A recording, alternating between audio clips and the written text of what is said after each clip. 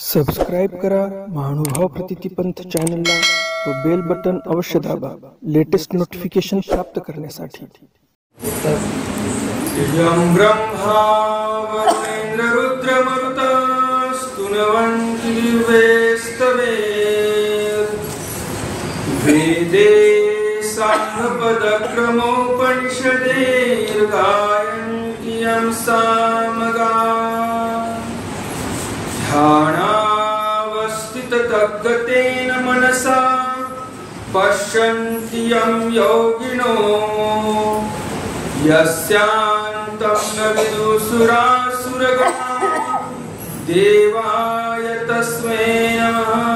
श्री गोपाल कृष्ण महाराज की जय, श्री दत्तात्रेय महाराज की जय, श्री चक्रपाणि महाराज की जय, श्री गोविंद प्रभु महाराज की जय, सर्वज्ञ श्री चक्रधर स्वामी की जय।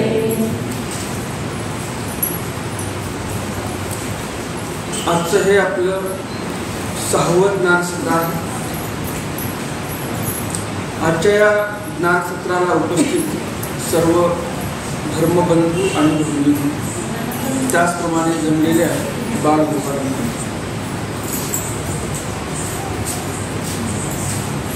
कालच्या ज्ञान सत्रामध्ये आपण जो विषय घेतला होता तो काल पूर्ण झालेला नाही। शिन्नस्थळीवरची लीळा सांगितली तुम्हाला आणि राजगडाच्या ओट्यावरची मोजक्या ज्या महत्वाच्या 1-2 लीळा तेवढ्या सांगितल्या। शिन्नस्थळीवरची सर्वात महत्वाची लीळा सांगायची राहून गेली। त्याचबरोबर काल मी तुम्हाला सांगितलं प्रसादवत स्थानक 5 आहेत, तर गुड्याची लीळा बाकी आहे, क्षेत्रखाजाची पण लीळा बाकी आहे आणि पूर्वटोळीची लीळा बाकी आहे। सर्वज्ञ श्री चक्रधर स्वामी उत्तरपंथे गेल्यानंतर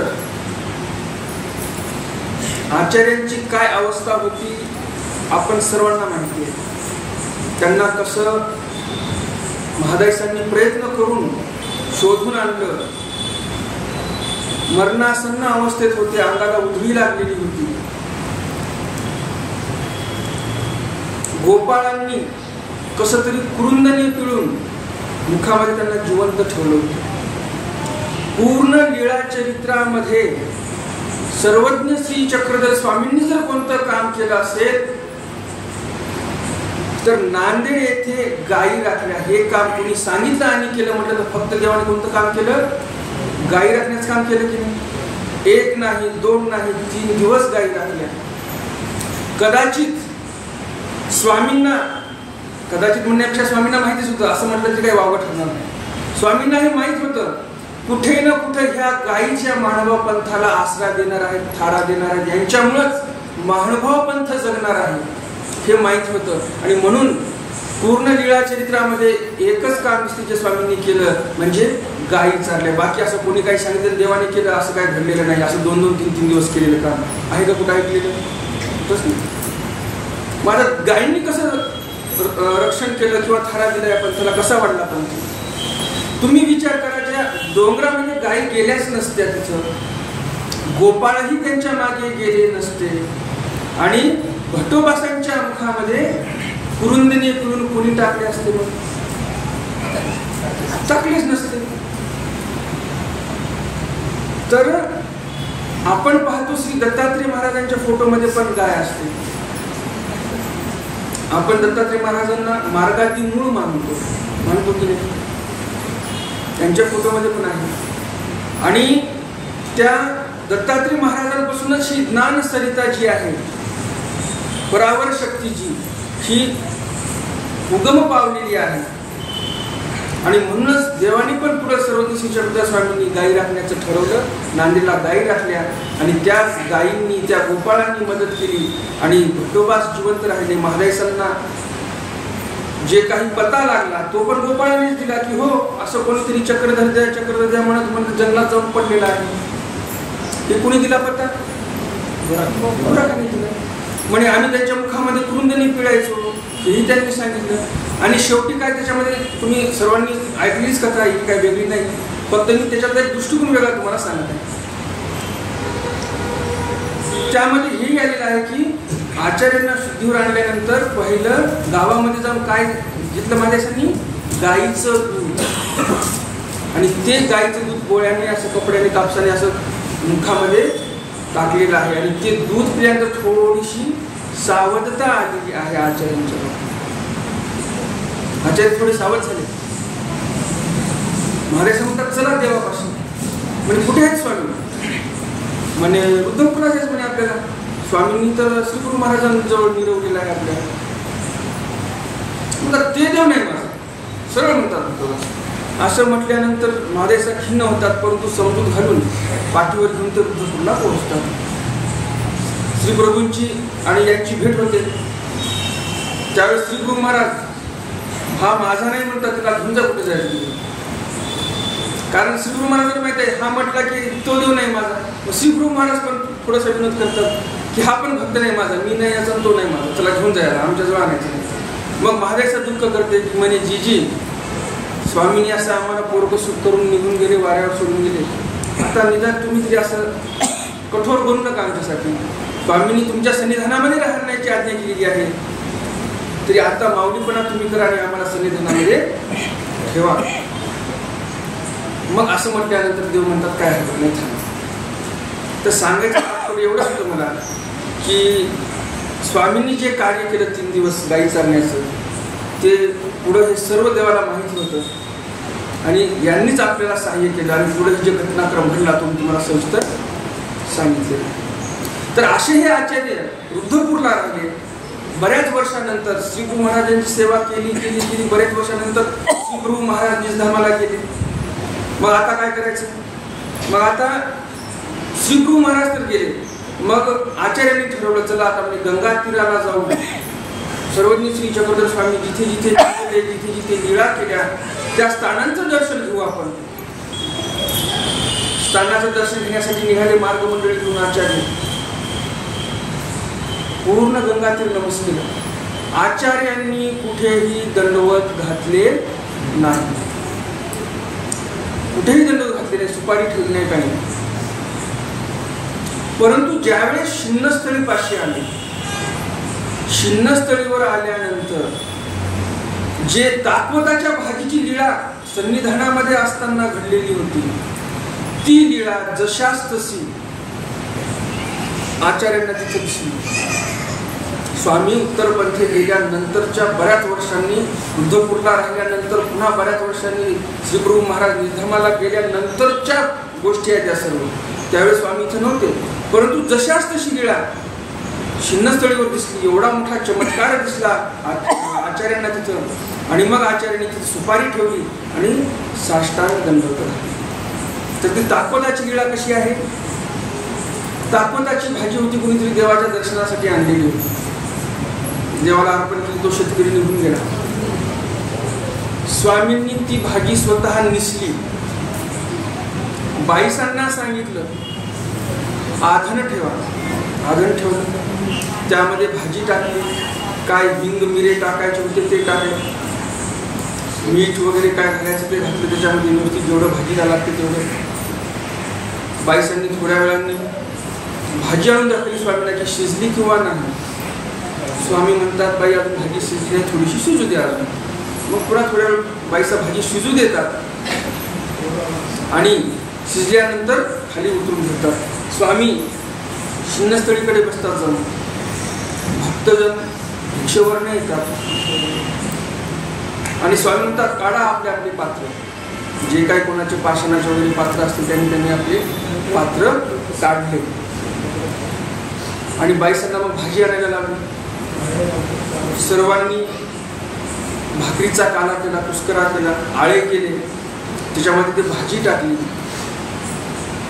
आणि मूर्तिज्ञानामध्ये करंगळी कशी आठवण करावी त्या संदर्भामध्ये मूर्तिज्ञानामध्ये या लीळेचा उल्लेख होतो की स्वामींनी भाजी वाढताना, भाजी आता साहजिकच आहे त्या काळामध्ये स्वामी अशी फिरस्ती राहणारे, काही सर्व साधन सामग्री सोबत असायची. पळी, भातवाडी, चमचा असं काही नव्हतं. जे असेल त्याच्यावर धकवायचं. तर मग वाढताना ते पाणी पडायचं आणि नंतर मग भाजीचे काही ते काड्या वगैरे अशा अडकायचे. तर स्वामी अशा करंगळीने ते भाजी अशी आपल्या भक्तजनांच्या पात्रामध्ये वाढायची. तर ही अमोघ अशी लीळा जशाच तशी आचार्यांना तिथं दिसलेली आहे. सर्वांनी आळे केले, त्या आळ्यामध्ये भाजी घेतली. भक्तजनांचे बाकीच्यांचे आळे फुटले आणि स्वामी आचार्यांचं आळं पाहून म्हणतात की आचार्यांचं आळं हे मजबूत झालेलं आहे, आळं त्यांचं फुटलेलं नाही, अशी स्तुती करतात. तर अशी एक महत्वपूर्ण लीळा तिथं घडलेली, जे की आचार्यांना ती दिसली आणि म्हणून त्या लीळेची विशेषता आहे की हे असन्निधानामध्ये देवाने ती त्या आसन संस्थेवर दाखवलेली आहे. तिथे त्या लीळेमुळं एक सुपारी ठेवलेली आहे आचार्यांनी आणि साष्टांग दंडवत केले आहे. त्याचबरोबर आपण म्हणतो देव कसा तारतो या जीवाला, भवसंसार सागरातून कसा पार करवतो, त्याचं एक त्या काळामध्ये देवाने जिवंत उदाहरण दिलं. म्हणजे ते देगावची जी बाई होती, ती बाई स्वामीच्या ठिकाणी वेद्याची श्रीमूर्ती पाहून, स्वामी अलीकडे शिनस्त्रीवर आसनस्थ होते, गंगेला दुथडी भरून पूर आलेला आहे, पलीकडनं देगावच्या बाया काही धुणं धुण्यासाठी किंवा काही तिथं मंदिर असेल त्या दर्शनासाठी आलेल्या, त्या ज्या बाईचा अधिकार होता चांगला तीच बाई वेदल्या गेली. त्या कोणी वेदल्या गेल्या का नाही, जी अधिकारी होती तिने पाहिलं आणि तिला असं वाटलं स्वामींचं आपण दर्शन घेतलं पाहिजे. त्यावेळेस ती बाई सरळ पाण्यामध्ये उतरते त्या पुरामध्ये आणि चालत चालत चालत स्वामींपर्यंत येते आणि स्वामींचं दर्शन घेते. अशी ओढ जर भक्ताची देवासाठी असेल तर देव कशावर करून येतो या भक्ताला. मग तिचे नातेवाईक येतात माझ्या पुन्हा, म्हणतात आता हिला वापस कसं न्यायचं. म्हणतात काय जे साधन असेल तुमच्याकडे त्या साधनामध्ये टाकून न्यायचं. कारण देवाकडे जर येत असाल तर देव तुम्हाला असं सहाय्य करेल, पाण्यात बुडूही देणार नाही. परंतु तुम्ही संसारामध्ये ज्यावेळेस वापस जाणार त्यावेळेस देव तुम्हाला सहाय्य करणार. संसारामध्ये जाण्यासाठी संसाराच्या गोष्टीसाठी देव नाही सहाय्य करणार तुम्हाला. वापस जाताना ती बाई पाण्यावर चालू शकली नाही कारण संसाराकडे चालली. ज्यावेळेस परमेश्वराकडे येत होती त्यावेळेस मात्र अवधार पाण्यावर चालली होती. तर हा फरक आहे. ज्यावेळेस हा जीव ईश्वराकडे मोहरला जातो त्यावेळेस पूर्ण जे काही अनुकूल शक्ती आहेत त्या सर्व सहाय्य करण्यासाठी समोर येतात. आणि ज्यावेळेस प्रपंचाला मोहरा होतो हा जीव त्यावेळेस अनुकूल शक्त्या तुम्हाला काही सहाय्य करत नाही. तुमच्या कर्माप्रमाणे तुम्हाला वागावं लागेल, तुम्हाला कर्म करावे लागेल. हे झाल्या शिनस्त्रीच्या लीळा. अजूनही आहेत भरपूर, परंतु अजून आपल्याला 3 स्थानाची लीळा बघायची आहे जे काही प्रसाद होत आहेत आणि त्या लीळेचं स्मरण आपण केलं पाहिजे. आपल्यालाही त्याने प्रसन्नता मिळेल आणि अधिक योग्यता लाभेल. घोडाचुरीच्या शिष्याची गोष्ट ऐकली आपण. लीळा सर्वांना माहिती आहे, तरी पण थोडक्यात सांगणं गरजेचं आहे. कारण घोडाचुरीच्या शिष्याची जी कथा आहे ही कथा या पिवळतोळीच्या कथेशी संलग्नित आहे. घोडाचुरीच्या शिष्याची आणि स्वामींची भेट झाली. स्वामी उत्तरपंथी निघालेले होते. घोडाचुरीचा शिष्य दक्षिणेकडे निघाला होता किष्किंध पर्वताकडे जाण्यासाठी. आणि घोडाचुरीचा शिष्य स्वामींना पाहून वेधतो आणि म्हणतो की तुम्ही माझ्याबरोबर चला किष्किंध पर्वताकडे. बाळी विवाची बर्वे मंदिर असती, बर्वी वनस्थळीया असती, असे सर्व काही गुणानुमोदन करतो तो त्या पर्वताचं. स्वामी म्हणतात काय हरकत नाही चला. सोबत जात असताना मग रस्त्यामध्ये असा मुक्काम चाललेले होते. रस्त्यामध्ये एका ठिकाणी मुक्काम पडला.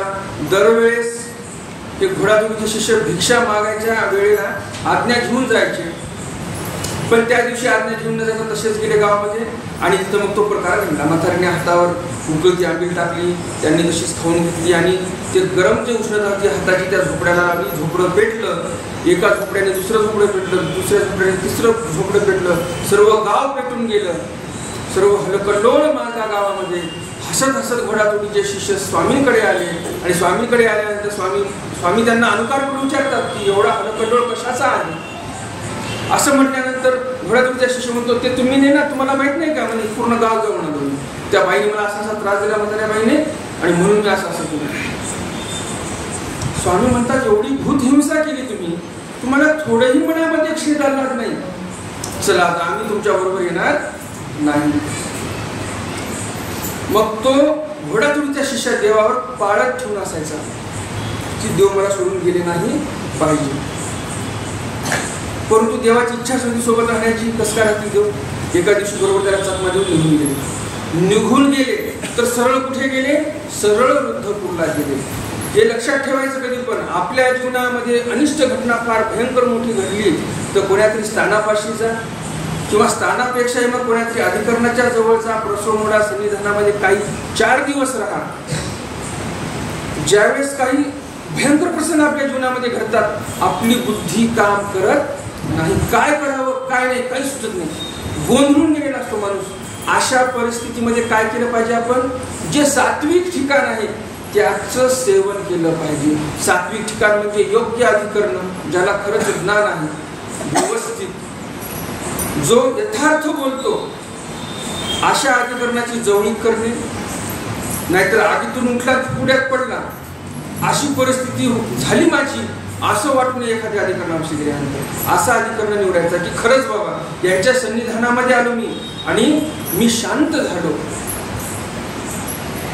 अशा ठिकाणी जायचं, प्रसव मोडायचा. जे काही घडलं आपल्या मनामध्ये म्हणजे आपल्या जीवनामध्ये ते सर्व त्यांना सांगायचं की बाबा मला त्याच्यावर काय उपाय करावा, मला मार्गदर्शन करा.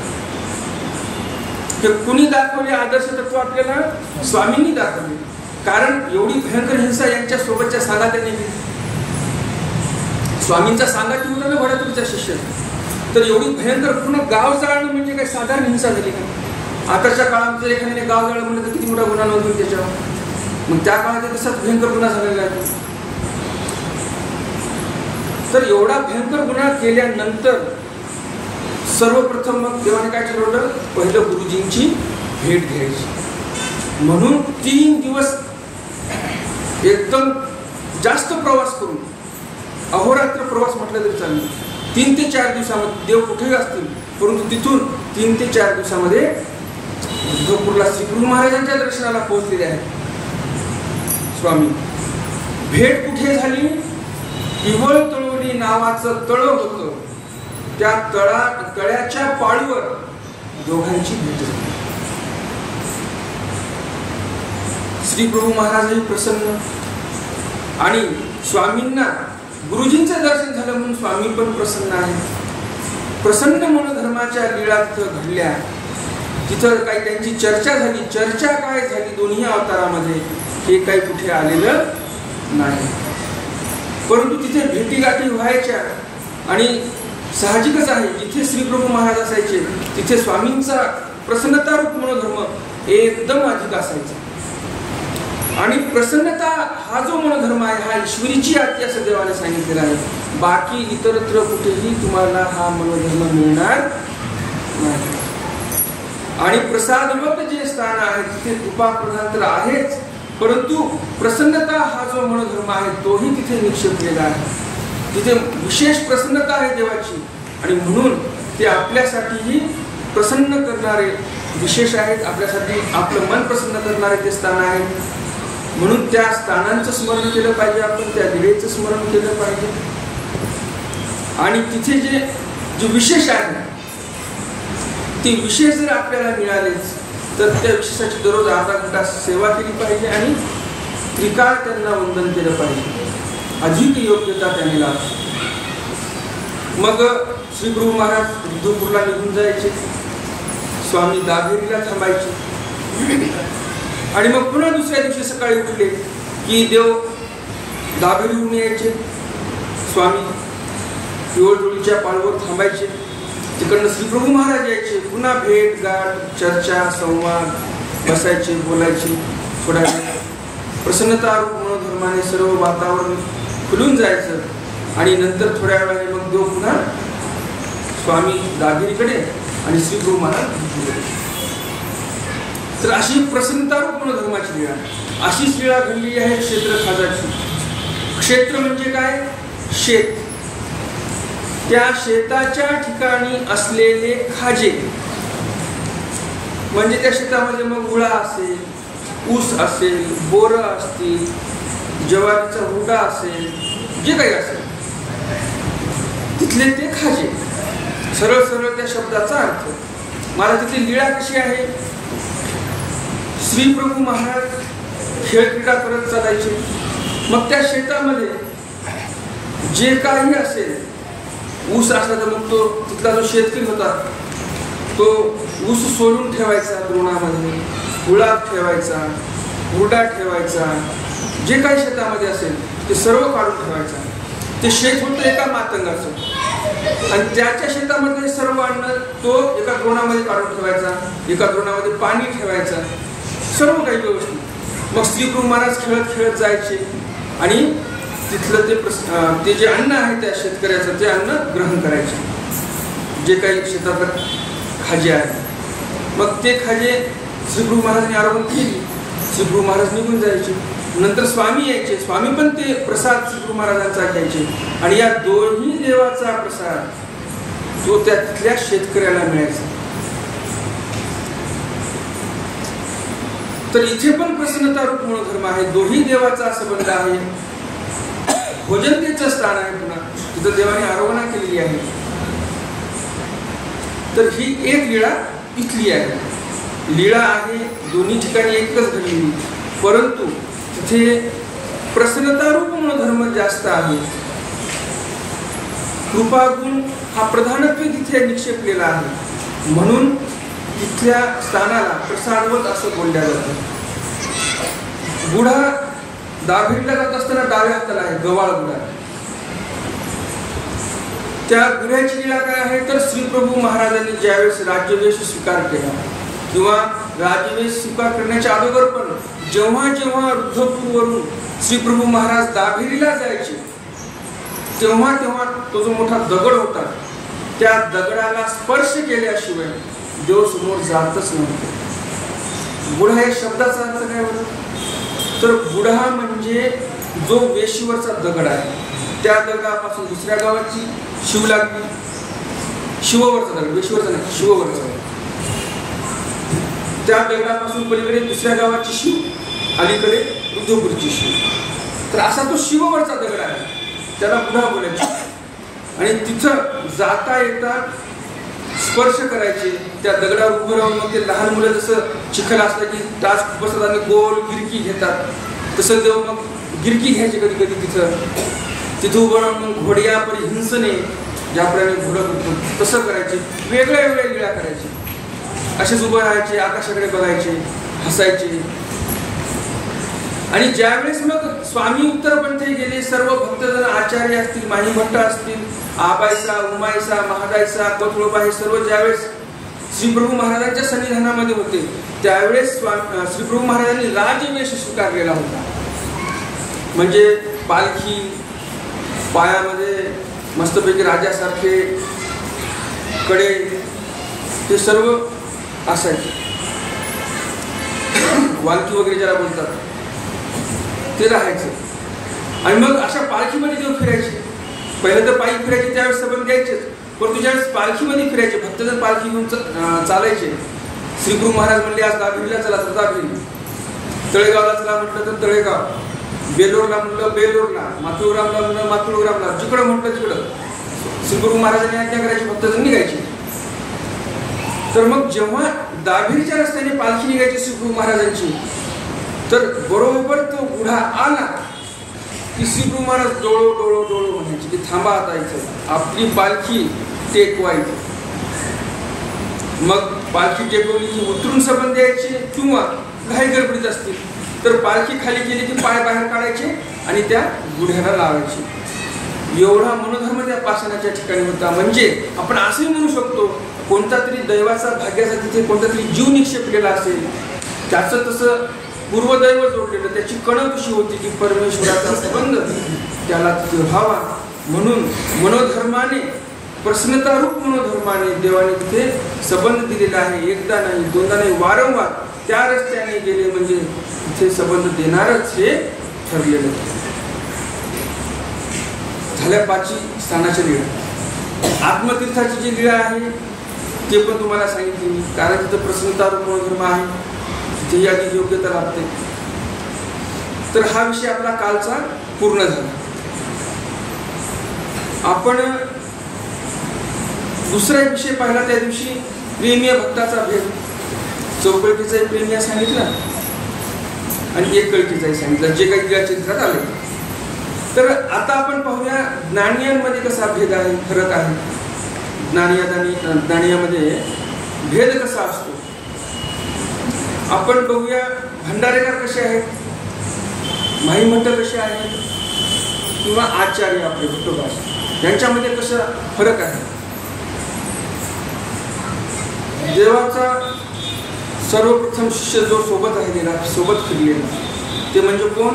निळभट्ट भंडारेकर.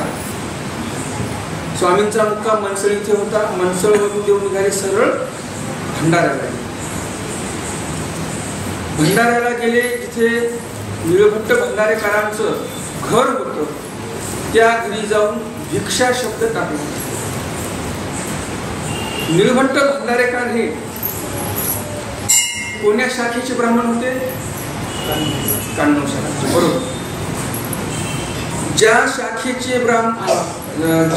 शाखेचे श्रीगुरु महाराज होते, काण्णव शाखी अवतारा धरीला आई बापाचे वृद्धपण. माधुरामच्या आतमध्ये आलेला आहे ना, होते निराकार निर्गुण जीव उद्धरण्यासाठी आले कर्मभूमीला. ठीक आहे. तर त्या आरतीमध्ये आलेले आहे की काण्णव शाखी अवतार धरला आई बापाचे वृद्धपण. श्रीगुरु महाराजांची शाखा ही काण्णव शाखा होती आणि निळभट्ट भंडारेकरांची पण कोणती शाखा होती ब्राह्मणामधली? काण्णव शाखाच होती. तर त्यांच्या घरी स्वामी गेले, भिक्षा शब्द टाकला. भंडारेकर एवढे गळून गेले होते त्या ग्रंथामध्ये. प्रश्न मनामध्ये निर्माण झालेला की या जीवाची मुक्तता कशी होईल, खरा उपाय काय आहे नेमका याच्यावर. ग्रंथ पडताळण्याची चालू होती. मागच्या पानावर बघत होते, समोरच्या पानावर बघत होते, परंतु त्यांना काही ते उत्तर सापडत नव्हते. पण नेमकं त्या प्रश्नाचं उत्तर एक पान मागे होते. स्वामी थोडस समोर जातात, कारण त्यांनी लक्ष दिले नाही, थोडं दूर होते. तर स्वामी एक पाऊल समोर जातात आणि म्हणतात, भटो मागील पानकी पाहिजे. मागील पानकी पहा. पान लगेच बदललं. शब्द कानावर पडला की हाताला गती मिळाली. भंडारकरांच्या लगेच पान पलटलं. पाहिलं तर काय मागं पाहिजे त्या प्रश्नाचं उत्तर मिळालं. चमत्कार वाटला. माझ्या मनातला प्रश्न यांना कसा माहीत झाला. बरं, प्रश्न माहिती झाला तर झाला. हा ग्रंथ माझ्या घरामधला आहे. कोण्या पानावर त्या प्रश्नाचं उत्तर आहे यांना कसं माहिती झालं. एवढं जर यांना माहिती आहे तर हे माझे सुहृद आहेत, माझे हितक्ष आहेत, हेच माझे दाते आहेत, हेच मला खरं ज्ञान करून देणारे आहेत, अशी प्रतीती त्यांच्या ठिकाणी आहे. आणि मग त्यांनी लगेच ठरवलं की आता आपल्याला देवासोबत यायचं. स्वामी निघाले. आंघोळीसाठी पाणी काढलेलं होतं गंगाळभरून. आणि ती बाई, त्यांची पत्नी हाक देते की कुठे निघाला तुम्ही? देवाच्या मागे निघाले. ते म्हणे, आता मी ज्यांचा आहे त्यांच्यापाशी चाललो. आता तुझा माझ्यावर काही अधिकार नाही. असं बोलल्यावर ती जी बाई होती, त्यांची पत्नी काय भांडत उठली नाही, मागे गेली नाही. बिलकुल शब्द सांगितला, ऐकला शब्द, शब्दाच्या पुढे नाही.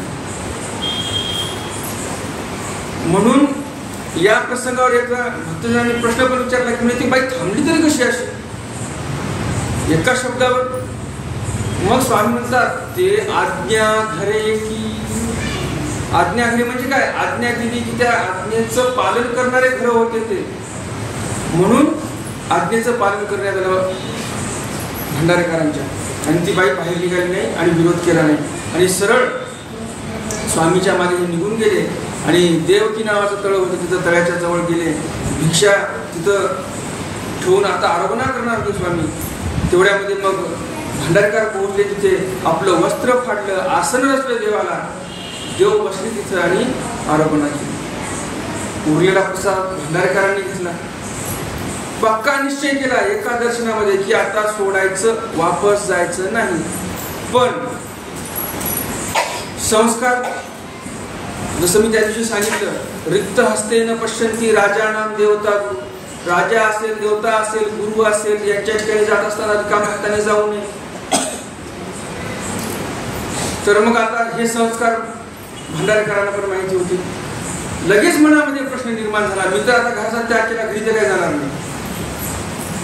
पण आता एवढे मोठे आपल्याला जीवाचा उद्धार करणारे सर्वज्ञ श्री चक्रधर स्वामी भेटले, यांना आपण काय देणार?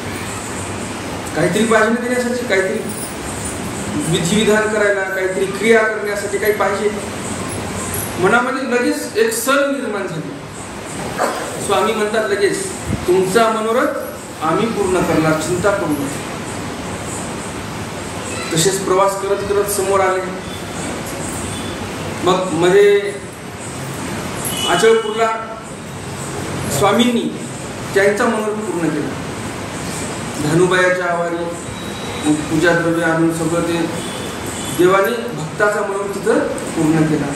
तर हा जो भक्त आहे,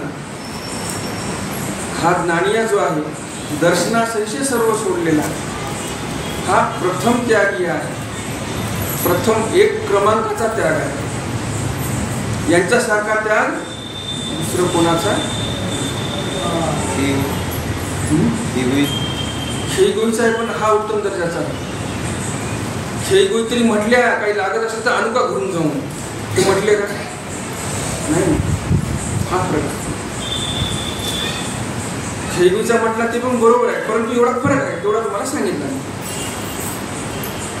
मग यानंतर दुसरे विद्वान पंडित, यांचा विषय पूर्ण झाला नाही. यांची विद्वत्ता सांगायची राहून गेली अजून भंडारकरांची. स्वामींच्या सन्निधानामध्ये माहीमभट्ट आले, शरदर्शन संपन्न ब्राह्मण आचार्य आले, प्रत्येकाला निरूपण करावं लागलं. परंतु भंडारकरांची विशेषता अशी होती, 16 वर्ष सन्निधान झालं, विंगुळका चावली एकदा त्यांना. सरळ म्हटले, देवा तुमची स्तुती करू का? देव म्हटले करा. स्तुती केली. एवढी विद्वत्ता त्यांच्या ठिकाणी होती की देवाचं एक शब्दाचं निरूपण कधी ऐकलेलं नाही, परंतु ईश्वराची योग्य स्तुती केली आणि ते विंगळीचं विष पूर्ण उतरून गेलं. यापेक्षा काही विद्वत्ता पाहिजे? देवाच्या सन्निधानामध्ये आहेत, देवाला एकही प्रश्न विचारला नाही आणि एकही ज्ञानाची गोष्ट कानाने ऐकली नाही देवाकडून, तरी पण उत्तम दर्जाची स्तुती केली. एवढी स्तुती चांगली केली की स्वतः स्वामी म्हणतात, स्तुती ते भंडारेकाराची करू जाणती. अजून काय विद्वत्ता पाहिजे? विद्वत्ता तर होतीच, पण उठणं बसणं कसं होतं? 16 वर्ष सन्निधान, परी पृष्ठभाग काही देखीलाची नाही म्हणतात स्वामी. भंडारेकरांना 16 वर्ष सन्निधान दिलं देवाने, कोण्याही भक्ताला दिलं नाही, ना आचार्यांना ना माहीमभट्टांना. किती देवाचे भाग्याची होती की त्यांना 16 वर्ष देवाचं सेवादास्य केलं. आणि कुशलता किती वागण्यामध्ये. 16 वर्षामध्ये कधी देवाला पाठ दाखवली नाही. विचार करा, त्या व्यक्तीचं, त्या भक्ताचं, त्या ज्ञानियाचं कसं उठणं बसणं असेल, म्हणजे आपण कल्पनाही करू शकत नाही. कल्पनेच्या पलीकडच्या गोष्टी आहेत त्या. आचरणाचा तर विचार सोडूनच द्या, कल्पनेच्या पलीकडच्या गोष्टी आहेत. असे भक्त होते म्हणून देव होते इथं अवतरलेले. आता आपण भक्त आहोत म्हणून देव गायब झाले. एवढी म्हणजे एवढं सामर्थ्य आपलं वाढलेलं आहे, बरोबर की नाही? तर त्यासाठी आपल्याला जर पुन्हा दृष्टीने देव पाहायचा असेल तर भंडारकारासारखं तर सोडूनच द्या. कमीत कमी त्यांच्या 0.01% तरी आपण वागलो पाहिजे.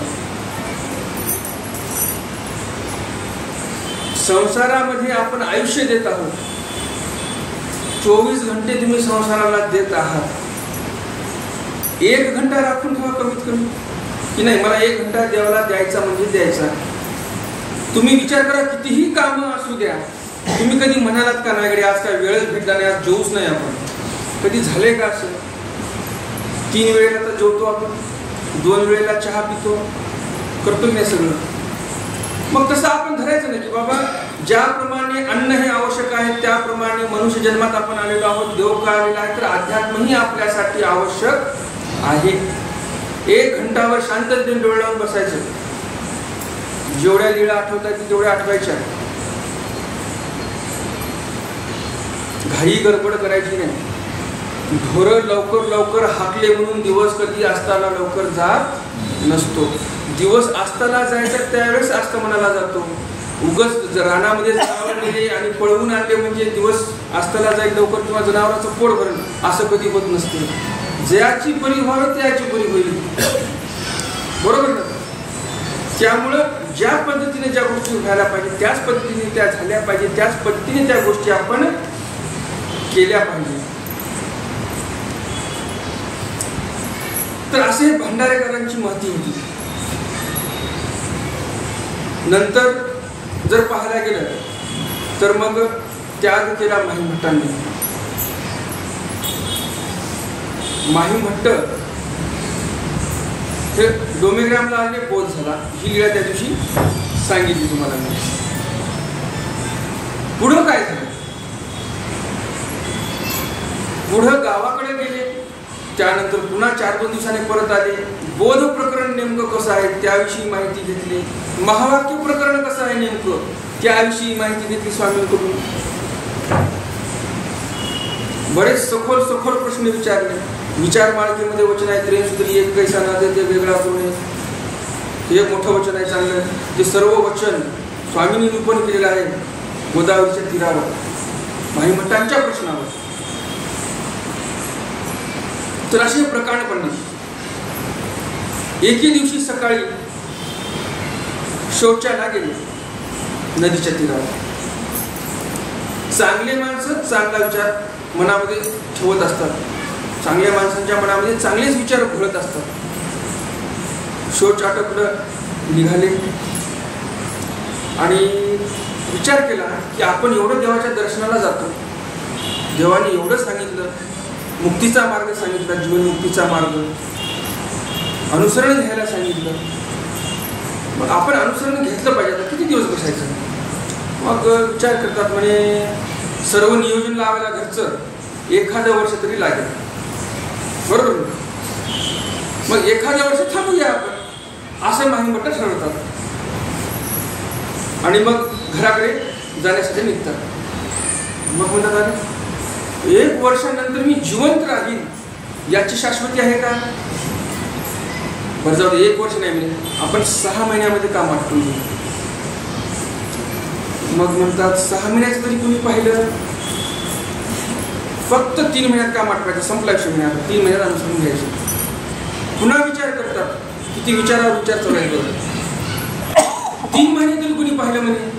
माणसाचा भरोसा काय, 1 महिना बसला. पुन्हा विचार, सर्व चरित्रामध्ये असं झालेलं बरं का, तसंच सांगतो मी. 1 महिन्याचा तरी कोण पाहिलं, 1 महिन्यात मी जिवंत राहील की नाही. म्हणे 1 पाक्षिक थांबायचा, फक्त 1 पक्ष 15 दिवस. 15 दिवस नको म्हणजे 1 आठवडा बसला. शेवटी ठरलं 1 दिवसात आता घरी जायचं, चावी घरी द्यायची आणि निघायचं. म्हणे आता घरी जायचं तर मग चला आता हात धुवून जाऊ द्या. हातात मातीचा ढिपूळ घेतला, चला म्हणजे आता हात धुवून. हातावर पाणी टाकलं, मातीचा ढिपूळ विरघळून गेला आणि म्हणतात मातीचा ढिपूळ जसा विरघळून गेला, आता इकडं जाणार आहे मी नदीवर हात धुण्यासाठी, स्वच्छ करण्यासाठी हात. नदीवर जाता जाता जर कुठून साप निघाला आणि चावला मला, मग काय करायचं, इथंच मरायचं का. संपला विषय. रस्त्याने एक ब्राह्मण भेटला, त्याला म्हणे घरी चावी देऊन टाक.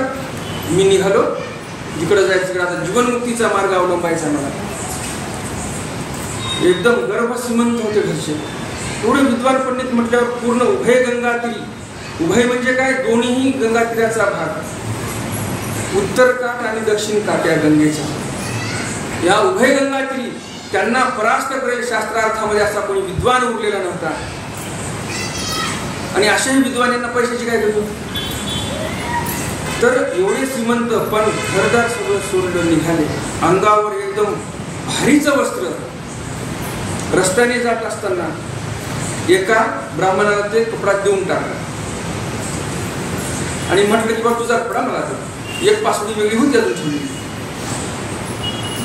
मग तो ब्राह्मण म्हणतो पुढचा, म्हणे आम्ही गरीब ब्राह्मण, एवढं जर भरजरी वस्त्र आमच्याकडे कोणी पाहिलं तर लोक मारतील मला की तू चोरून कुठून आणलं म्हणून, हे काय आम्हाला पचणार नाही. माही भट्ट म्हणतात तसं काही नाही, माहियाने दिली म्हणून सांग, म्हणजे माही भट्टाने हे तुला दिलेलं एवढं सांग, काही तुला कोणी करणार नाही असं म्हटल्यानं ते म्हणजे ठीक आहे. मग ते मळलेलं खराब झालेलं वास सुटलेला कपडा ते ब्राह्मण त्या माही भट्टाला देऊन टाकतो कपडा आणि चांगला कपडा घेऊन येतो. मग आता रस्त्याने जात असताना भिक्षा मागायची, भिक्षाविधी माहीत होता यांना, भिक्षा मागितली. ज्याप्रमाणे घरी छानपैकी जेवण मिळायचं तसंच एकदम ताट भरून जेवण आलं. माही भट्टांना वाटतं खरंच बा देवाचं सांगितलं. भिक्षेच्या त्या झोळीमध्ये घेतलं अन्न, नदीवर गेले, कारण भिक्षा मागवली नदीचा तरी भोजन तिच्या देवाला सांगितलं. नदीच्या तीरावर गेले भोजनासाठी गेले तर काय अन्न तर चांगलं, ते वस्त्र एवढं घाण होतं की त्या वस्त्राचा वास त्या अन्नाला लागला. एक घास टाकला न टाकला, जवळ नेला तोंडाजवळ वास आला, वकारी आली. आता करायचं काय, ते अन्न गंगेमध्ये टाकून दिलं. मग विचार करतात की अरे अन्नविन तर काय देह नाही आणि देहविन काय धर्म नाही. मग आता अन्नाविन देह नाही, अन्न तर काय पोटात जात नाही, म्हणजे देह काय उरणार नाही. मग आता देह नाही उरलं तर मग धर्म कसं उरलं, धर्माचं आचरण कसं करायचं. म्हणून म्हणतात जाऊ द्या या सृष्टीमध्ये अनुसरण घेऊ नये. आता आपण या सृष्टीमध्ये पुढच्या सृष्टीमध्ये अनुसरून काय होते. नंतर विचार करतात की आता आपल्याला एवढे मोठे परमेश्वर अवतार समजले, एवढं ज्ञान प्राप्त झालं, अनुसरणासाठी निघालो आणि एवढ्या टोकाची भूमिका घेतल्यानंतर पुन्हा जर मी परत घरी जात असेल तर पुढच्या जन्मामध्ये पुढच्या सृष्टीमध्ये मी निर्णय पक्का घेईल आणि अनुसरण घेईल, याची काय शाश्वत. पुन्हा विचार केला आणि पुन्हा ठरवतात की आपल्याला संन्यास घ्यायचा म्हणजे घ्यायचा, माघार फिरायचं नाही. मग असं ठरल्यानंतर मग निघाले पुढच्या गावाला. चालून चालून भूक लागलेली, ज्यावेळेस माणसाला भयंकर भूक लागलेली असते, घरी या तुम्ही, आळणी असलं तरी तुम्हाला समजणार नाही, अर्ध्याच्या वर पोट भरलं की मग समजेल की अरे मीठ थोडंसं कमी आहे. बरोबर की नाही, सर्वांच्या अनुभवाला या गोष्टी आलेल्या आहेत. तसं झालं माही भट्टाचं. मग भिक्षा मागितली पुढच्या गावाला आणि जेवायला बसले, पोटामध्ये 1-2 घास उतरले. म्हणे आता मी या माहिया जिंकले, आता मी जिंकलो म्हणे, आता मला कोणी हरवू शकणार नाही. 2 घास गेले ना, 4 घासही जातील, 10 घासही जातील आणि पोटभरी मी आता जेवण करू शकतो, जे पात्रात पडलं ते जेवण करू शकतो. आत्मविश्वास दृढावला माही भट्टांचा. निघाले माही भट्ट. मग उद्धवपुराकडे प्रयाण केलं. उद्धवपुरापर्यंत जाईल, उद्धवपुरापर्यंत पोहोचले आणि तोपर्यंत त्यांचा आहार पूर्ण झाला. माही भट्ट देवाला सांगतात स्वामींना की उद्धवपूरला पोहोचेपर्यंत माझा आहार पूर्ण झाला, म्हणजे मी पूर्ण पोटभर जेवायला लागलो होतो. मग रस्त्याने जात असताना उद्धवपूर जवळ आलं. जवळ जे काही कपडा उरलेला होता चांगला, तो कपडा विकला 11 दामाला. किती दामाचा एक आसू असतो? 32 दामाचा एक आसू. लक्षात ठेवा, दाम हे तांब्याचं नाणं असते. स्वामीच्या काळामध्ये तांब्याचं नाणं असायचं. 32 दाम दिले की एक आसू यायची, म्हणजे एक सुवर्ण मुद्रा. एक सोन्याचं नाणं 32 तांब्याच्या नाण्याच्या बद्दल. हे त्या काळातील मोजमाप होतं पैशाचं, चलनाचं. एवढंच चलन होतं असं नाही. जसं मी काल तुम्हाला सांगितलं, काल किंवा परवाला सांगितलं असेल की बाईसांनी कवडे दिले होते कोणाला? नाथोबाला दूध आणण्यासाठी. तर पूर्वीच्या काळामध्ये कवडे पण हे चलनामध्ये वापरायचे. जे आता म्हशीच्या गायच्या गळ्यात कवडे असतात ना बांधलेले केसाळीमध्ये, ते स्वामीच्या काळामध्ये चलनामध्ये वापरायचं एक चलन होतं. ते तर 11 दामाला कपडा विकला. एक दाम एका त्या दुर्डीवाल्याला दिला, एक दुर्डी त्याच्याकडून विकत घेतली. उरले 10 दाम. 10 दामाचा गुळ घेतला ते दुर्डी भरून आणि घेऊन निघाले. रुद्धपूरकडे निघाले. दक्षिणेकडून रुद्धपूरमध्ये प्रवेश केला माई भटांनी. जात असताना मध्येच एका मातंगाची भेट झाली.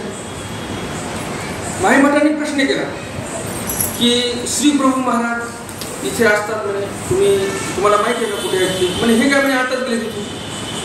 आता बघा, आपल्या इतिहासकारांनी जे काही लेफ्टिस्ट इतिहासकार आहेत, वामपंथी विचारधारेचे इतिहासकार, ते काय म्हणतात की जुन्या काळामध्ये ब्राह्मण लोकांनी एवढा त्रास दिला बहुजन समाजाला, पुढं मडकं बांधलं, मागं खराटा बांधला, असं केलं तसं केलं.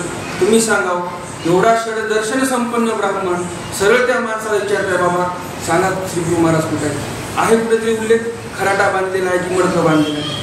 परंतु बदनाम कसं करता येईल या संस्कृतीला, सनातन संस्कृतीला, म्हणून लोकांनी काही अशा अफवा उठवलेल्या आहेत. बरं, एवढंच नाही, मातंगाने त्या 2-3 गिळा सांगितल्या उभ्या उभ्या. एवढा संभाषण झालं आणि एवढा वेग संचरला माई भटांना की म्हणे आता कधी कधी दर्शन घेऊ देवाचं. मग तो मात्र निघून गेला. मग माई भटाच्या लक्षात आला, अरे एवढ्या अमोघ लीळा या माणसाने आपल्याला सांगितल्या. षडदर्शन संपन्न ब्राह्मण साष्टांग दंडवत घालत होती. विचार करा, श्री प्रभू महाराजांना दर्शन घालण्यावर कोणाला दंडवत घालण्यावर कोणाला दंडवत घातले? एका मातंगाला माई भटांनी दंडवत घातलेले आहे. मग आता तुम्ही विचार करा, काहीतरी विषमता आहे का मनामध्ये?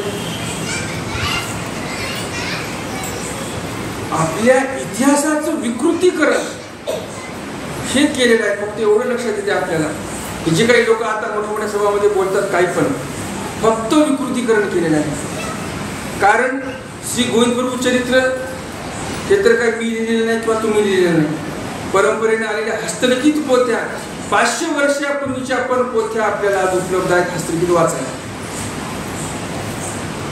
हे प्रमाण आहे आपल्यासमोर. तर असा साष्टांग दंडवत श्री प्रभू महाराजांना घालण्याच्या अगोदर तिथं माई भटाने दंडवत घातला. आणि नंतर ज्या दिशेला श्री प्रभू महाराज गेले सांगितलं, त्या दिशेला माई भट गेलेली आहे. श्री प्रभू महाराज बसलेलेच आहेत तिथं आणि काय म्हणतात, आव म्हणे माह्या येईल म्हणे, गुळू आणील म्हणे, गोड आहे म्हणे, निका आहे म्हणे, असं बोलायला लागले.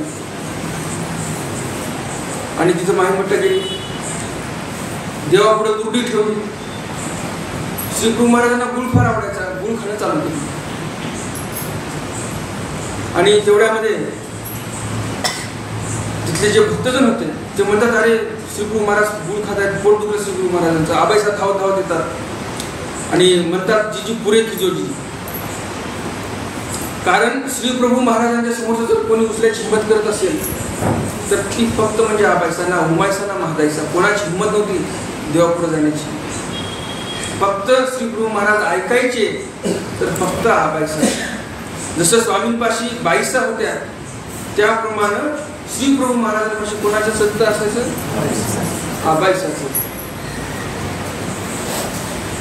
मग आबाईसांनी चौकशी केली, कुठून आलात तुम्ही, आपलं नाव काय? माई भटाने सर्व सविस्तरपणे सांगितलं की आम्ही गंगा तीरावरून आलेलो आहोत, सरळेकार आम्ही माही भट्ट आहोत, हे सगळं सांगितलं. मग म्हणे आमचे स्वामी पण तिकडे आहेत म्हणे. हो म्हणे, कसे असतात, निकेनी आहेत का? हो म्हणे निकेनी आहे. मग म्हणे आता हातपाय धुवा आणि जेवण करा. मग हातपाय धुवून जेवण केलं माई भटांनी. मग म्हणे आता आम्हाला काहीतरी व्यापार द्या. माई भटांनी तिथे व्यापार कोणता घेतला? चुलीची राख भरायची आणि सारवून काढायची. हा व्यापार, एवढा विद्वान माणूस पूर्वी त्याने तो व्यापार केलेला आहे. ही सर्व कथा, हा जो वृत्तांत घडला, हा वृत्तांत भेटीचा वड नावाचं ठिकाण आहे. तिथं माई भटांची आणि स्वामींची भेट झाली होती. तिथं बसून सर्व कथा वार्ता ज्या झालेल्या आहेत ते तिथं घडलेल्या आहेत. हंसराजापाशी निरोप गेला होता माई भटांना सांगायला की स्वामींनी तुम्हाला बोलवलेलं आहे. आणि त्या भेटीच्या प्रसंगामध्ये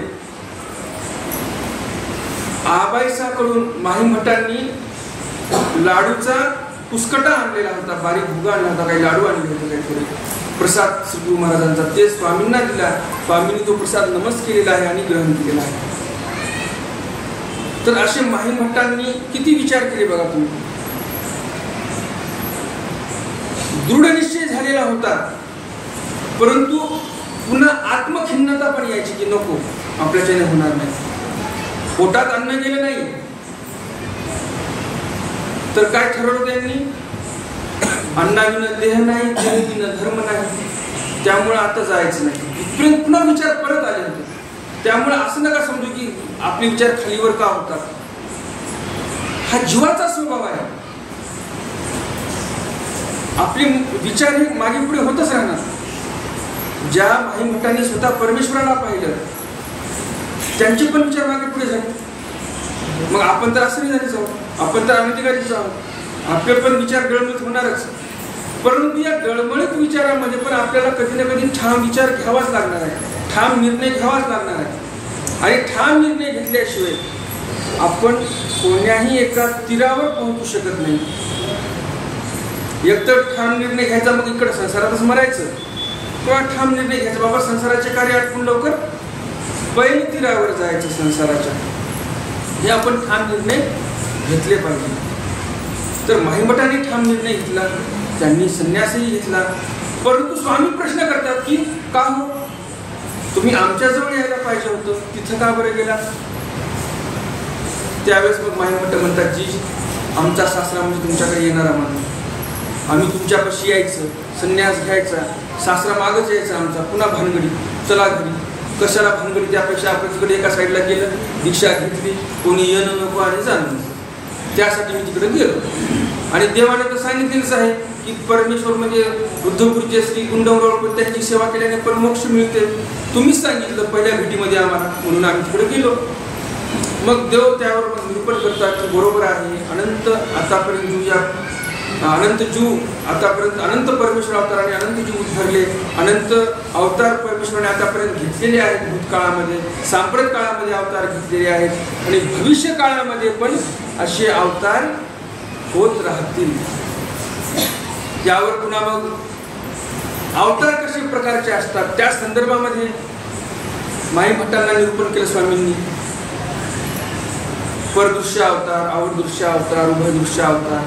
परदृश्य अवतार म्हणजे काय? अंतुलाचा दृष्टांत दिला तिथं की जो व्यक्ती घरामध्ये बसलेला आहे तो घरातील सर्व पदार्थ पाहतो, बाहेरचं काहीच पाहू शकत नाही. त्याप्रमाणे परदृश्य अवतार आहे तो ईश्वर पैकीचे सगळे देण्यात म्हणजे बोध देतो, ज्ञान देतो, प्रेम देतो, सर्व काही करतो. परंतु आवरपैकीचं म्हणजे देवतेपैकीचं ते परदृश्य अवतार काही देत नाही. परमेश्वराच्या सर्व शक्ती आहेत त्याच्याकडे, देवतापैकीच्या कोणत्या शक्ती स्वीकार केलेल्या नाही. मग आता बाहेरलाचा दृष्टांत आहे, जो बाहेर अंगणात बसलेला आहे तो बाहेरचं सर्व काही पाहू शकतो, घरामधलं काहीही पाहू शकत नाही. बाहेरचं म्हणजे कोण? हा आवरदृश्य अवतार आहे. म्हणजे देवतापैकीचं सर्व दातृत्व करणारे म्हणजे 81 कोटी 1.25 लाख देवता ज्या आहेत त्या देवतेच्या विद्या हा ईश्वर अवतार, जो आवरदृश्य अवतार आहे तो देऊ शकतो, दातृत्व करतो. ज्याने जसं जोडलेलं आहे त्यासाठी दातृत्व करू शकतात. हा आवरदृश्य अवतार. आणि जो उंबरवट्यावरचा जो बसलेला व्यक्ती आहे तो उंबरवट्यावरचा घरातही पाहू शकतो, बाहेरही पाहू शकतो. त्याप्रमाणे उभयदृश्य अवतार, उभय म्हणजे दोन्हीही पाहणारा, घरामध्ये आणि बाहेरचंही. उभयदृश्य म्हणजे परही पाहणारा आणि आवरही पाहणारा. तर असं उभयदृश्य जे अवतार आहेत ते श्रीकृष्ण महाराज जसे श्री दत्तात्रेय महाराज आणि सर्वज्ञ श्री चक्रधर स्वामी, हे उभयदृश्य अवतार म्हणजे वेद देतात, जीवाला बोध देतात, ज्ञान देतात, प्रेम देतात. त्याचबरोबर ज्याप्रमाणे सर्वज्ञ श्री चक्रधर स्वामींनी रामदेवाला, दादोसाला यक्षिणीची विद्या दिली, देवतापैकीची विद्या दिली, तर असं देवतेपैकीचंही दातृत्व वर्तते उभयदृश्य अवतारापासून. तर हेही स्वामींनी माहीमठांना निरूपण केलं. झाले 2 ज्ञानी यामध्ये. पहिलं कोण सांगितलं? भंडारेकर. दुसरं कोण सांगितलं? आता पाहूया आपण आचार्य. भंडारेकर एका दर्शनात अनुसरले. माहीमठांना बरीच प्रतीक्षा करावी लागली. म्हणजे बऱ्याच दिवसानंतर विचार करून त्यांनी हा निर्णय घेतला. मग आता भट्टोबासांचं कसं झालं? तर भट्टोबासांना एकत्रित ते सर्व 4 खंड होते. सारंगपाणी मोठे, भट्टोबा स्वतः, वैजोबा आणि उमाईसा असे हे 4 खंड आहेत. जे सारंगपाणी होते ते मोठे, घरचे करते धरते मोठे भाऊ, दूर जायचे, व्यापार करायचे, पैसा हातला कमवायचे आणि यायचे. कोण होते? हे ब्राह्मण होते की नाही? व्यापार करायचे, तरी पण कर्म कसे होते? व्यापाराचे होते. म्हणजे कर्माने वेशी ठरतात, जन्माने ते काही असो. त्या दिवशी जसं मी बोललो, गुणकर्म विभाग, बरोबर की नाही? तर हे व्यापार करायचे. परंतु झालं असं की व्यापार करत असताना पैसा आपला काहीतरी भरपूर कमवला असेल, जरा नावलौकिक झालेलं होतं वाटते, आणि मग काही दरोडेखोरांना कळालं. त्यांनी मग त्यांना काय केलं? रस्त्यात अडवलं. बरं, अडवलं तर अडवलं बाबा, पैसा आता घेऊन जा, काय माल असेल ते घेऊन जा. माणसाला तर जीवन सोडायला पाहिजे होतं. त्या लोकांनी त्यांना मारून टाकलं. ही वार्ता आचार्यांच्या, भट्टोबासांच्या कानावर गेली. नागदेवाचार्य एकदम क्रोधित झाले. म्हणजे असं कसं घडलं?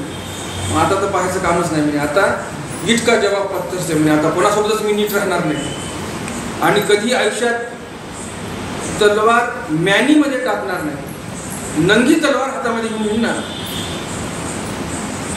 मग आपण सर्वांनी ते तर ऐकलेच आहे, वेणीला हातामध्ये तलवार आणि दरोडे टाकणं, सगळं काम त्यांनी चालू केलं. मग आता आबाईसा दुःखिस्त झाली.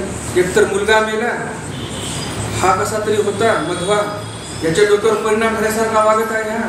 आता आईच्या जीवाला सुख आहे का? मग वैजोबा तर लहानच, उमाईसा तर बाईची जात, हा तरी ती झाली, विधवा झाली बिचारी. उमाईसा विधवा झाली, गेली का सती? आहे की नाही उदाहरण पुन्हा डोळ्यासमोर आपल्या? उमाईसा जिवंत होती. मग आता काय ठरवलं यांनी? म्हणे आता दुःखिस्त झाले म्हणे मी आता आबाईसा, हे सगळं आता जागा सोडायची. रावस गावी जाऊन एक गुंफा बांधली आणि एकांतामध्ये राहायला लागली. क्षेत्र संन्यास घेतला. उमाईसा जवळ पुन्हा आचार्य तिथंच जाणे न करायचे, सगळेजण तिथं थांबले. एकांतामध्ये राहतात. क्षेत्र संन्यास कशाला म्हणतात? की या ठिकाणी आलो, आता या क्षेत्रामध्ये एवढंच राहणार मी, आता याच्या बाहेर जाणारच नाही. 1 वर्षासाठी, 6 महिन्यासाठी, 10 वर्षासाठी संकल्प सोडून, त्याला क्षेत्र संन्यास म्हणतात. मग असं राहत असताना योग आला दादोसांचा, रामदेव दादोस. ते मग त्यांच्या गुंफेमध्ये जायला लागले. जात असताना एके दिवशी योगायोगाने तिथं नागदेवाचार्य पोहोचले. बाहेर वाहना दिसल्या पुरुषाच्या, तलवार हातामध्ये होतीच, तिला काय म्यान नव्हतीच. तलवारीनंच ते उचलल्या चपला आणि अशा भिरकवून दिला दूर. ते पाहिलं दादोसांनी. म्हणे आता काय खरं नाही, हा माणूस रागिष्ट, कधी काय करेल काय सांगता येत नाही. आपला जीव वाचवा आणि निघा. गपचूप आपलं काय असेल ते पटकर गिटकर उचललं, पिशव्या उचलल्या आणि निघून गेले. जाऊन एका झाडाखाली बसले दूर. आचार्य शिरले म्हणे हे काय लावलं? म्हणे या गुंफेमध्ये कसं काय आला? म्हणे हा महात्मा. अरे म्हणे साधू महात्मा आहे, 4 गोष्टी सांगते इकडल्या तिकडल्या देवाच्या, आम्हाला तेवढाच म्हणे आनंद मिळतो देवाच्या गोष्टी. म्हणजे कशाच्या गोष्टी आल्या? मी इथं काय बिलकुल पुन्हा असं कोणी महात्मा आला नाही पाहिजे. म्हणे हे उमाईसा आहे, हे धाकुटे आहेत म्हणे, अजून लहान आहेत, म्हणजे तरुण आहेत. धाकुटे म्हणजे काय तर तरुण आहेत, हे असं योग्य नाही म्हणे तुझं. असं म्हटल्यानंतर म्हणे अरे जेवलेल्या ताटावरचं माणूस उठू नये. त्यांना आपण जेवायचं आमंत्रण दिलेलं आहे, जेवणासाठी ते आलेले आहेत आपल्याजवळ, स्वयंपाक त्यांच्यासाठी चालू आहे. आणि असं आमंत्रित माणूस जेवणाचं जर तू असं वाटलं लावलं तर याचं पाप कुठं फेडशील तू? महापाप लागले असेल. मग आता हा म्हणजे आचार्य पण पहिलेचे देवधर्म पूजापाठ करणारे होते, एवढं ज्ञान होतं त्यांना पण. मग त्यांनाही वाटलं बा बरोबर आहे, जर त्यांना आमंत्रण होतं जेवणाचं तर मग आपण आणायला पाहिजे त्यांना. मग आचार्य म्हणतात मग त्याला घेऊन येऊ का? मी येतील का ते आता मी बोलवल्यावर? आबाई समजा जाऊन येतील म्हणे. आचार्य म्हणतात ठीक आहे. निघतात आचार्य. मनातल्या मनात विचार करतात की खरंच हे जर साधू असतील, हे जर संन्यासी खरंच असतील, संत असतील तर मी म्हटल्या येतील. नाहीतर माझ्या पुढं तर मोठे मोठे थंडेगार पडतात. मग ते जातात, म्हणतात चला जेवण्यासाठी. दादूस लगेच उठतात, चला. मग लगेच ते आचार्य काय त्यांचं सामान असेल ते घेतात आणि घेऊन जातात. मग घरी गेल्यानंतर गप्पा टप्पा करतात, जेवण खाऊन होते.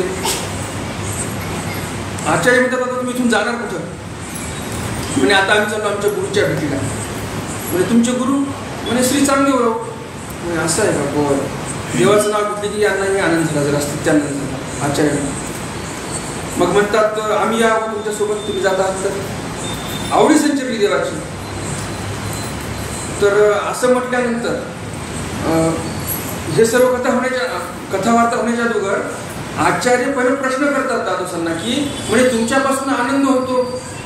दादोस म्हणतात माझ्यापासून आनंद होईल किंवा न होईल याचं काय सांगता येत नाही, होईलही किंवा न होईलही, परंतु श्री चांगदेवरावांपासून मात्र आनंद 100% होणार. म्हणून मग यांना आवडी संचार की चला आपण आता देवाच्या दर्शनाला जाऊ. आणि स्वामी त्यावेळेस होते सिन्नरला. स्वामींची, महादाईसांची, उमाईसांची, आबाईसांची आणि भटोबासांची पहिली भेट जर कुठे झाली असेल सिन्नरला. मग हे सर्वजण निघतात. आबाईसांना खूप आनंद होतो की जो मुलगा माझा एवढा बिघडला होता त्याला आज आवडी संचरली देवाची, म्हणून आनंद होतो. म्हणजे चला बरं झालं, क्षेत्र संन्यास वगैरे ते गेलं, सगळं सोडून दिलं, मुलगा सुधारला, ही खूप मोठी गोष्ट झाली आईला वाटलं. आणि मग ते निघाले, सिन्नरला पोहोचले. सिन्नरला पोहोचल्यानंतर आचार्य आणि रामदेव बाजारपेठेमध्ये गेले काहीतरी भेटीसाठी घेऊन जाण्यासाठी देवाला. काही पानं, पोपळ, फळ, नारळ काहीतरी घेऊन यावं वाटलं. आणि महादाईसा आणि उमाईसा बाजूच्या मठामध्ये होते. ते दोघी म्हणतात की म्हणे रामदेवाचे गुरु बाजूच्याच मठामध्ये चला आपण भेटू. हे गेले बाजारपेठेत, हे गेले इकडे देवाकडे. देवाचं दर्शन घेतात. देव म्हणतात या अलीकडे. म्हणतात कुणीकडे निघालात तुम्ही, कुठून आलात, काय आलात, काय नाव आपलं, सगळं चौकशी करतात. पण हे खरं काही सांगत नाही. ह्या काय म्हणतात की आम्ही जात आहोत त्र्यंबकला म्हणून आलेलो आहोत, आम्ही तुमच्याच दर्शनाला आलो, ते काय सांगत नाही. ठीक आहे म्हणतात. मग ते निघून जातात. मग सर्वजण मिळून पुन्हा दर्शनाला येतात. भटोबासांचं आणि या सर्वांचं पहिलं दर्शन सिन्नरला होते. आणि त्यावेळेस मग स्वामींच्या लक्षात येते की अगोदरच लक्षात आलं होतं, परंतु दत्तूच्या महाराष्ट्राला निवासाला म्हणतात की त्र्यंबक बाह्या येथीची याची मान, की त्र्यंबकला जाण्यासाठी आम्ही आलो असं म्हणणाऱ्या बाया तर आमच्याच निघाल्या भक्त, असं स्वामी म्हणतात. आणि ते फक्त या दोघा ठिकाणाच माहिती असते, दुसरं कोणाला माहिती नसते. ही पहिली भेट झाली. आचार्यांच्या मनामध्ये लवलेशही नाही की अनुसरण घ्यावं. त्यानंतर दुसरी भेट झाली बीडला. त्यानंतर पुन्हा भेट झाली पाटवद्याला. त्यानंतर पुन्हा भेट झाली करंजखेडला. पुन्हा अजून एकदा भेट झाली करंजखेडला. पुन्हा भेट झाली संगमेश्वरला, सावखेडचं संगमेश्वर. बोधदान दे स्वामी तयासी जाऊनी सावखेड या. बोधदान कुठं झालं? भटोबासांना. सावखेड या गावी, संगमेश्वर या ठिकाणी सर्वज्ञ श्री चक्रधर स्वामींनी बोधदान दिलेलं आहे. कुणाला? आचार्यांना. आणि नंतर मग आता हे सर्व तुम्हाला माहिती आहे, सांगायला गेलं तर अजून 1 घंटा लागेल सविस्तर. आणि नंतर मग खडकुली येथे स्वामी पोहोचले. तिथे आचार्यही पोहोचले. आणि मग पुढे तिथे त्यांचा संन्यास झालेला. कोण्या परिस्थितीत संन्यास झाला? दादोस कसे कानवाथर होऊन लागले होते त्यांना, सर्व आपल्याला ज्ञात. दादोस म्हणायचे देवापाशी गेला, देवाचा प्रसाद घ्यायचा नाही, ते आमचे गुरु तुझे कोण आहे, जे करायचं तू मला करायचं. काम खेड्यावर 2 वस्त्र घेतले होते बीडला जाते वेळेस. 2 दामाने भारीचं वस्त्र घेतलं होतं दादोसासाठी आणि 2 दामाने उन्न वस्त्र घेतलं होतं स्वतःसाठी. नंतर बुद्धी पालटणी देवाचं दर्शन झालं. भटोबास मनात म्हणतात माझ्यासाठी जे वस्त्र हलकं घेतलं होतं ते दादोसाला देऊ आणि 2 दामाने भारी वस्त्र घेतलं होतं ते स्वामींना देऊ. म्हणून स्वतःचं वस्त्र दादोसाला दिलं. पहिले पौत त्यांना केलं, सगळं कार्यक्रम आटोपला त्यांचा. मग निघाले देवाकडे पौत करण्यासाठी. वीटची गोष्ट आहे ही. आणि रस्त्यामध्ये मग दादोसाच्या लक्षात येते की भटोबासाच्या काकीमध्ये काहीतरी. मग ते रामदेव विचारतात काय म्हणे तुझ्या काकीमध्ये? म्हणजे काय नाही म्हणे वस्त्र देवाला अर्पण करण्यासाठी घेतलेलं आहे. म्हणजे तुझे कोण आहेत ते? गुरु माझे आहेत म्हणे आणि इकडं मला अर्पण कर म्हणे तुझं काही हिंदन नाही म्हणे त्यांना, कारण त्यांचा शिष्य मी, माझे गुरु ते, तुझं त्यांचं काय नातं? जे काही आहे ते आमचं आहे म्हणजे तू मला अर्पण कर. रस्त्यातच बसलो, रस्त्याने चालले होते ना, रस्त्यात बसले म्हणजे इथंच अर्पण कर मला वस्त्र. मग शेवटी नागदेवाच्या तिथंच ते वस्त्र अर्पण केलं. कोणाला? रामदेवाला. आणि रामदेवाने मग आता ते ववळं वस्त्र झालं, रामदेवाला अर्पण केलं म्हणजे ववळं झालं. मग रामदेवाने काय केलं, तिथं देवापाशी गेल्यानंतर मग ते ववळं वस्त्र देवाला अर्पण केलं. पण कणव आचार्यांची कणव होती, आचार्यांचा हेत भाव होता त्या वस्त्रामध्ये. म्हणून दुसऱ्या दिवशी देव म्हणतात, बाई हे वस्त्र धुवून आणा, ववळं वस्त्र आहे, हे आचार्यांचं आहे, कुटुंबासांचं म्हणून आपण आता वापरूया, धुवून घ्या, आम्ही वापरणार हे वस्त्र. म्हणजे बघा, भाव जर असेल तर ववळं पण देव तुमचं स्वीकार करतात सवळं करून, आणि भाव जर नसेल तुम्ही एवढ्याने परत येणार की 75 उपार करायचे. भाव नसला तर काय फायदा? उगं ते अवडंबरच जास्त करायचं, त्याच्यातच परेशान, त्याच्यामध्ये काय फायदा नाही. भाव असणं महत्वाचं आहे. आंबाड्याची भाजी भाकरी देव प्रसन्नतेने स्वीकार करतो जर मनामध्ये चांगला भाव असेल. तसं इथं आचार्यांचं ववळं वस्त्र देवाने स्वीकार केलं सवळं करून. हे पक्क लक्षात ठेवायचं, आपला भाव महत्वाचा आहे. असं केल्यानं कसं होईल, तसं केल्यानं कसं होईल, देवाचं विचारत जाऊ नका तुम्ही कसं होईल ते देवापाशी. तुमचं कसं आहे फक्त विचारत जा तुम्ही, की आपण कसे आहोत, आपला भाव कसा आहे, आपली श्रद्धा कशी आहे. तुम्ही जसे तसा देव तुमच्यासाठी, हे लक्षात ठेवायचं. ज्याची येणे ठाई वर्ते त्याची येणे ठाई वर्ते. जे तुमच्या ठिकाणी वर्तणार तेच देवाच्या ठिकाणी वर्तणार, वेगळं काही वर्तणार नाही. आपल्या आजचं नाच इथेच संपन्न झालेलं आहे. आजची आपली वेळ संपलेली आहे.